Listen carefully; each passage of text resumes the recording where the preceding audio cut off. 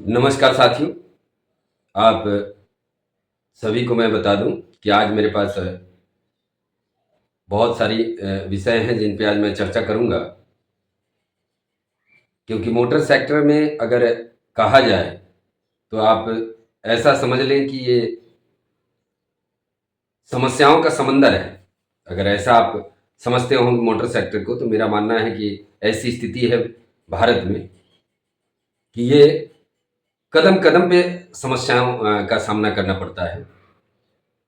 अभी मैं बात करूंगा कि आज अलवर में ऑल ड्राइवर कल्याण संघ के द्वारा एक सभा का आयोजन किया गया है। तो वहां जितने भी कार्यकर्ता पहुंचे हैं उन सभी को मैं बहुत बहुत धन्यवाद करता हूं कि आप सभी वहां पहुंचे हैं और इस ड्राइवर जन जागरूकता अभियान में आप सभी शामिल हो रहे हैं। उसके बाद मैं त्रिपुरा के संगठन से जुड़े हुए हमारे जिला अध्यक्ष हैं चरणजीत सरकार, उनसे जुड़ी हुई विषय के बारे में मैं बताना चाहूंगा। और आप सभी ने देखा होगा सोशल मीडिया पे मैंने एक वीडियो डाला है वो तेलंगाना के पेदापल्ली जिले का, तो उस विषय पे भी मैं चर्चा करूंगा। और ये रही चालान गाड़ियां से जुड़ी हुई जो समस्याएं हैं, आप सभी देख रहे हैं कि पिछले कई वर्षों से मैं आवाज उठा भी रहा हूं। और आवाज के साथ साथ आप सभी को ये भी मैं बता दूं कि ये जो हमारी समस्याएं हैं, प्रिंस यादव जी लिख रहे हैं जय हिंद जय सारथी, और मुकेश दास जी ड्राइवर एकता जिंदाबाद, आप सभी को बहुत बहुत धन्यवाद। तो मैं ये बताना चाह रहा हूं कि आखिर मोटर सेक्टर में ऐसी क्या स्थिति है कि जो व्यवस्था बदलने का नाम नहीं ले रही, क्या वजह है? आज का जो मुख्य विषय है, आज हम इसी पे चर्चा करेंगे कि जब गाड़ियों के पेपर वैध हैं या नहीं है, तो उसके लिए जो भी कानूनी प्रक्रिया कदम कदम पे आजकल मैं देख रहा हूं कि जो ये चालान की जो व्यवस्था बनी है, अभी जैसे मैंने एक वीडियो अपलोड किया था तो बहुत सारे लोगों ने हिमाचल से डाला था कि मेरे 1.5 लाख के चालान है, 2 लाख के चालान है। और एक ऐसा, यानी मिला जुला के आप ऐसा समझ लें कि मोटर सेक्टर में लूट खसूट की या तो वो सरकार हो या तो, मतलब आप ऐसा समझ लें कि हर कदम कदम पर, मैंने पहले ही कहा कि ये समस्याओं का समंदर है। मोटर सेक्टर जो है ना, समस्याओं का समंदर है और उसमें हम काम कर रहे हैं। और इसको कैसे हम लोग खत्म कर पाएंगे, क्या है जो चीजें जिससे हम इसको रोक पाएंगे? क्योंकि मुझे तो ऐसा लगता है कि आने वाले समय में मोटर सेक्टर जिस तरीके से व्यवस्था में है, मुझे नहीं लगता है कि आने वाले समय में ये व्यवस्थाएं बेहतर बन के निकलेगी। क्योंकि लोग इस सेक्टर से, ऐसा आप समझ लें कि कॉरपोरेट की व्यवस्था बनती जा रही है। यानी बड़े बड़े उद्योगपति, बड़े बड़े बिजनेसमैन का एक काम रह गया है अगर एक दो चार गाड़ियां रखने वाली। और मैं देख रहा हूं कि बड़ी बड़ी कंपनियों का भी हाल वही है। कंपनियां आ रही हैं, डूबते जा रही हैं, कंपनियां बंद होती जा रही है, लेकिन मोटर सेक्टर से जुड़ी हुई समस्याओं पे कोई आवाज उठाने के लिए तैयार नहीं। ड्राइवर अलग अपने अपने ड्राइवर यूनियन का समस्याओं पे काम कर रहे हैं। ट्रांसपोर्ट लोगों को देख रहा हूं अलग अलग ट्रांसपोर्ट की बातें कर रहे हैं, लेकिन ये लोग कभी भी उस मुद्दे पे नहीं आ रहे हैं कि आखिर क्या वजह है। आज एक गाड़ी रखने वाला व्यक्ति जो ट्रक रखा हुआ है और जो खुद गाड़ी चला रहा है, आपने देखा होगा कि कल मैंने एक वीडियो अपलोड किया था, ये बुलंदशहर में आरटीओ ने किस तरीके से चालान किया था और 15,000 रुपए देने के बावजूद भी वो 30,000 का चालान हुआ था। तो ये एक राज्य की समस्या नहीं है जो हम कहें कि एक राज्य में सिर्फ हो रहा है और दूसरे राज्य में नहीं। भारत के सभी राज्यों में मोटर सेक्टर के साथ शोषण शुरू से होता रहा है और अभी भी होता है, आ रहा है। ऐसा नहीं है कि बंद हो गया, ऐसा नहीं कि आज बंद हो गया। और जितने भी देश में बहुत सारे संगठन हैं जो इन मुद्दों पर आवाज उठा रहे हैं। और कौन उठा रहा है, क्यों उठाएगा भाई, आवाज क्यों उठाएगा, मैं ये कहना चाह रहा हूं। और किस लिए उठाएगा? क्योंकि आज के समय में सही बोलना देशद्रोही होने के बराबर है। आप देख रहे हैं और मैं भी देख रहा हूं। ऐसा नहीं कि आप सभी अलग देख रहे हैं। भारत में क्या हो रहा है, अगर सही बात आप बताना चाह रहे हैं और यहां पर क्या व्यवस्थाएं बनी हुई है। एक तरफ सरकार कह रही है कि हमने यहाँ चेक पोस्ट बंद कर दिया, दूसरी तरफ वहां परिवहन अधिकारी बैठे हुए हैं, वो कह रहे हैं कि सरकार के आदेश पे हम काम कर रहे हैं। अब किसकी बातों पर यकीन किया जाए? जब मुख्यमंत्री ने कहा कि भाई बंद हो रहा है और फिर यहाँ परिवहन अधिकारी लूट खसूट कर रहे हैं, तो ये हर जगह की समस्या है, एक जगह की नहीं है। और मोटर सेक्टर धीरे धीरे पतन के कगार पे जा रहा है। लोग गाड़ियां दो चार गाड़ियां रखने वाले बेच के 100-200 गाड़ियां रखने वाले इस बिजनेस को बंद करके दूसरे बिजनेस की तरफ जा रहे हैं। अब आने वाले समय में सिर्फ बड़े बड़े ट्रांसपोर्ट में जो जुड़े हुए लोग हैं वही इस काम को कर पाएंगे।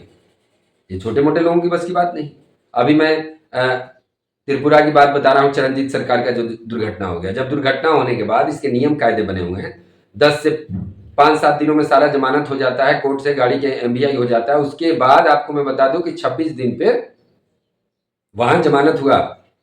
वह हमारे संगठन से जुड़े हुए कार्यकर्ता है, और ऐसी जब चीजें आई हैं, उनका FIR का मेरे पास कल ही वो आया। तो ये सब चीजें कैसे, ये जो चीजें हैं कि आखिर मोटर सेक्टर में क्या सरकार चाह रही है कि मोटर सेक्टर बंद हो जाए? मोटर सेक्टर से जुड़े हुए लोग क्या इस सेक्टर को छोड़ दें? ये जो स्थिति बनती जा रही है कि लोग अगर इस सेक्टर में काम कर रहे हैं, हम आज इतने सालों से ड्राइवरिंग का काम कर रहे हैं, गाड़ी चलाने चलवाने का काम कर रहे हैं, तो इसको क्या किया जाए? इस मोटर सेक्टर को छोड़ दिया जाए।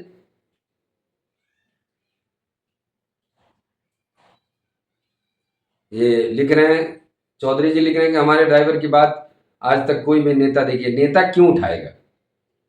नेता क्यों उठाएगा ड्राइवर की बात? उसे क्या पड़ी हुई है ड्राइवर?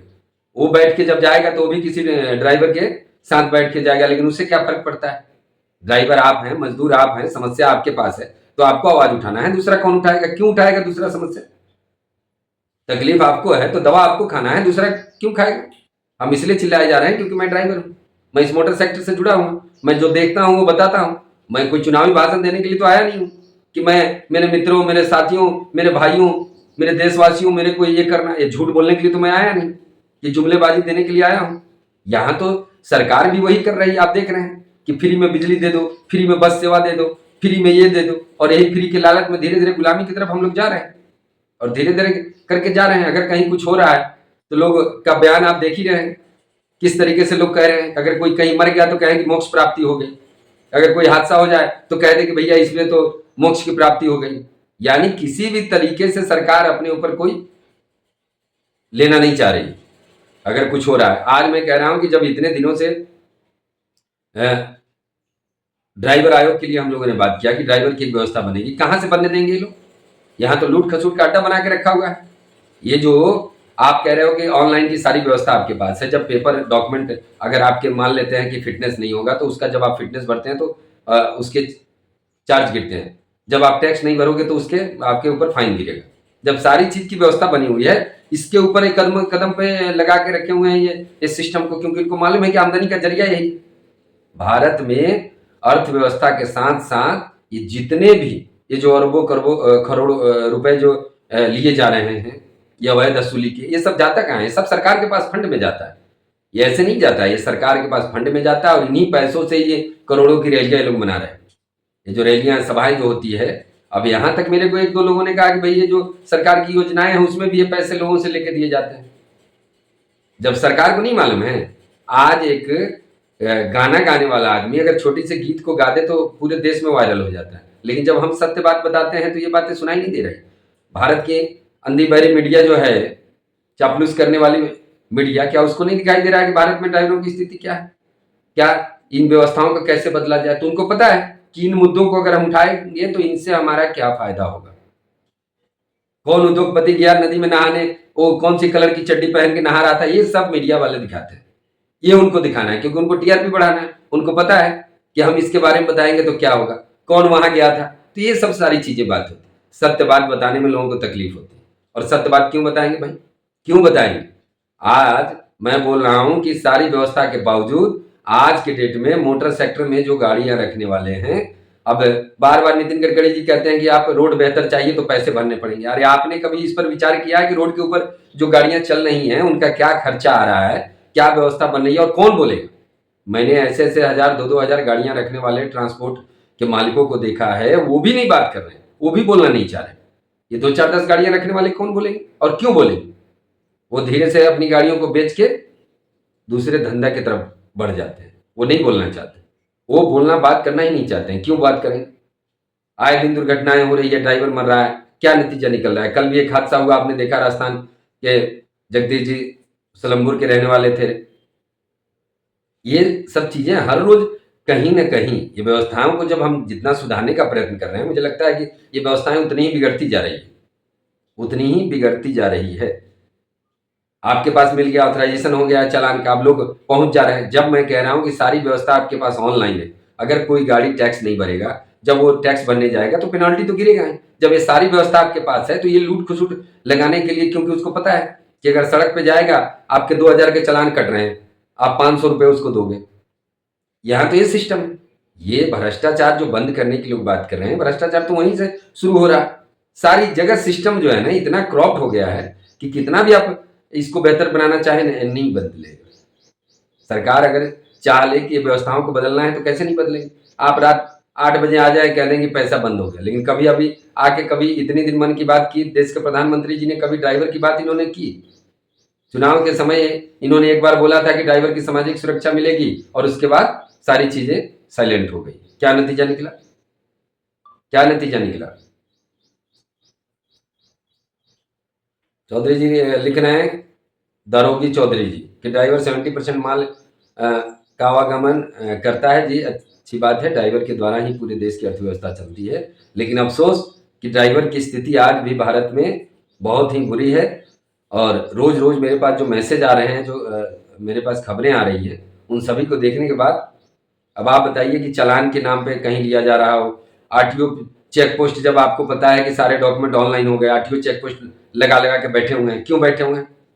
ये सबको पता है, चाहे वो मंत्री हो या प्रधानमंत्री हो, सभी को पता है, सारे लोगों को खबर है कि लूट का अड्डा है मोटर सेक्टर, और जितना हो सके इसको लूट लो। लूटने का अड्डा लोगों ने बना दिया। नहीं तो एक दिन अगर कह दें तो एक दिन के अंदर, मैं कह रहा हूं कि दूसरे दिन पूरे देश की व्यवस्था बदल जाएगी। मोटर सेक्टर से जितना भी ये अवैधीकरण है उसको बंद कर दिया जाएगा, लेकिन बंद होने का नाम नहीं ले रहा है।